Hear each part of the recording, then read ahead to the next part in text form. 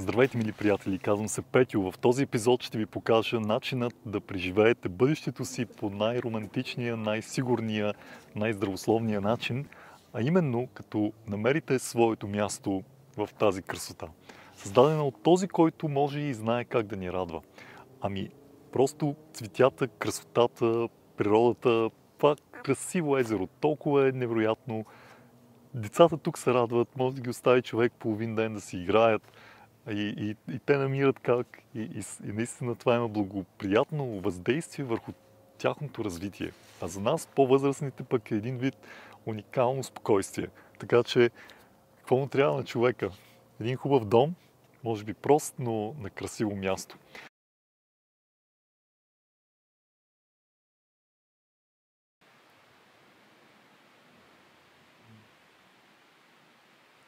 Живот в планината, не на село, в природата, там където е най-красиво, цветята са най-прекрасни, въздухът е най-чист, вода, всичко, просто условия за живот.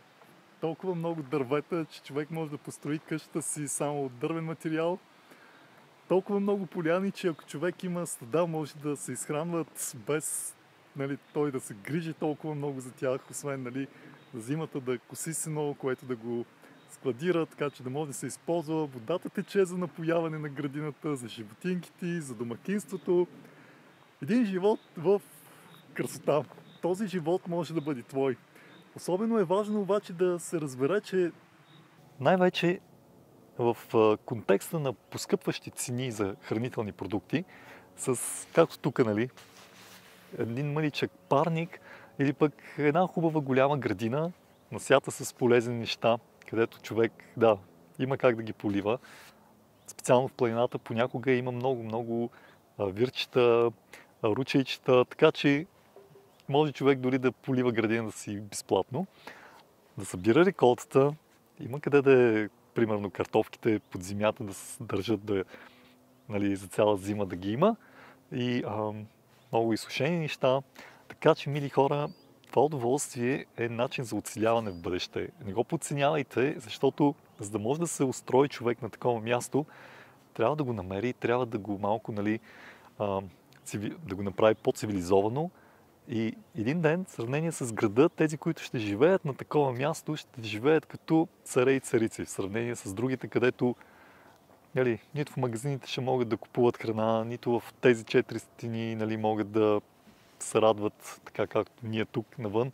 Така че, мили приятели, размислете се, защото един ден в бъдеще човек няма да може да купува и да продава. Нито храна, нито имоти, а скоро след това ще се настане такава тирания, всичко натам отива просто, не е никак случайно, как демокрацията изчезва. Има пророчество, че Америка ще стане не просто световния полицай, ами ще поддържа авторитета и ще използва силата си да помогне на една институция, която и в миналото е налагала с религиозни закони неща, които противоречат на съвестта на човека. Заставила е човечеството да следва нейните там традиции или измислици, и то срещу ясното, така казва Господ. Така че дяволът се опита да ни притисне и да ни доведе до компромис спрямо тези божествени принципи на любов и на щастие и на радост и на живот, а именно за тези заповеди. Особено конкретно е пророчеството, кое точно ще бъде наложено. Това ще бъде една папска неделя, един закон, който има произхода си в просто чиста измислица. Някога на времето, в миналото, този ден е бил посветен на така наречения Бог Слънце, езическо божество, зад което всъщност стои сам Луцифер. И е толкова нагло, че този ден заменя тази покана на истинския Творец, този, който действително ни е създал, и този измислен закон, неделен закон, всъщност заменя тази от Твореца дадена съботна почивка, където ние може да си починим сред природата, с приятели, с Бог най-вече, заредим от Него, за да имаме настроение и сили за следващата седмица. Освен това, тя е един вид паметник на створението, но най-вече показва, че имаме връзка с Него. Както един пръстен е символ на една връзка, така и съботата когато човек откликне на тази покана на Твореца да празнува приятелство с него, се явява един вид знак, че аз принадлежа на Бог. И човек няма никакво основание да спазва този ден като свят ден за особено преживяване, ако няма връзка с този Творец. Просто един ден целият свят ще стои срещу нас, срещу теб и ще се опитва да те доведе до компромис, който обаче е фатален, тъй като според същото пророчество Исус Христос се завръща. И то съвсем скоро. Преди това дявол ще създаде хаос, ще издигне свои агенти, които да налагат много недемократични, нехуманни мерки. За целта му трябва обаче едно отславено общество, което се вижда как в момента се произвежда, нали, с тези финансови проблеми и с разни мерки, които обслабват обществото. Просто демокрацията, средния слой на обществото, тези, които, как да кажа, ценят демокрацията, изчезват. Човечеството става или много бедно, а на върха остават шепа богати хора, които в разни там тайни общества, съжаление, много от тях са под влияние. И да, тази папска система, която от времето на средновековието, нали, само това е целяла, да потиска, нали, човешкия дух в своите рамки, да го вкарва и горко на този, който, нали, реши сам да мисли, сам да избира какво да прави, какво да вярва. Нали, това е била дефиницията за еретик. Хора, които са ги горели. Всъщност прекрасни хора. И то с милиони. Но тези хора са знаели, че най-доброто идва от този, който е създал и тях, и природата, и нали, щастието, семейното, радостта, която децата преживяват. Всичко това някой го е планирал като невероятен дизайнер.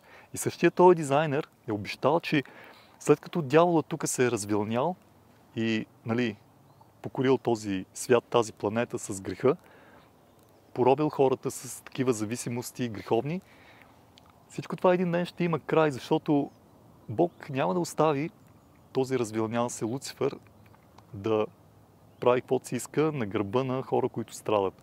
И всички забелязваме как все повече и повече хора страдат, как се подготвят и се създават и се провеждат безумни войни, където някой не му пука, нали, че там хора умират, за какво умират вече и никой не знае. Някой си продава оръжията, печели, ограбва природните ресурси на страната, все едно няма никаква логика тази война да, по-човешки казано, да бъде спряна. А всъщност би трябвало да се опитва човечеството да спре всяка война. Да, обаче, ако някой снабдява с оръжия срещу други замени, които на него са му, според него, нужни, тогава кажете ми войната между кой и кой се води. Между Русия и Щатите, нали? Така че милите хора долу, нали, са просто като едни, как да кажа, жертви на някакъв такъв паразитно мислене да използваш с другия. И Бог това няма да го търпи. Напротив, Бог, който е справедлив, ще поиска отговорност от всички тези.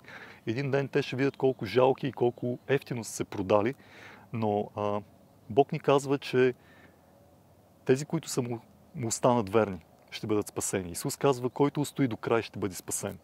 Така че когато един ден някой ти налага с насилие един неделен закон, например, и те кара да нарушиш Божията заповед, която е свята, лично написана от Твореца с неговата ръка в камени плочи, избери да си му верен.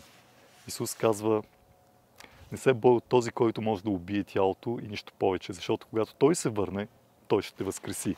И това нещо, това събитие, този невероятен празник в Вселената ще бъде само началото на едно вечно съществуване на любов, радост, приятелство и какви ли не изненади и радост в тази Вселена, която е необятна и пълна с прекрасни ангели, които те чакат.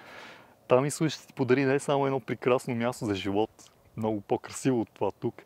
Той ще те запознае с ангели, които са такива, просто които, как да кажа, може би човек не си е мечтал за тях, да има такива приятели. Освен това, там е писано, че каквото око не е виждало и ухо не е виждало, каквото око не е виждало и ухо не е чувало и на човешки ум не е идвало, това е приготвил Бог за тези, които го обичат. Ей, заповядай на това празненство, заповядай на това парти, което ще продължи цяла вечност.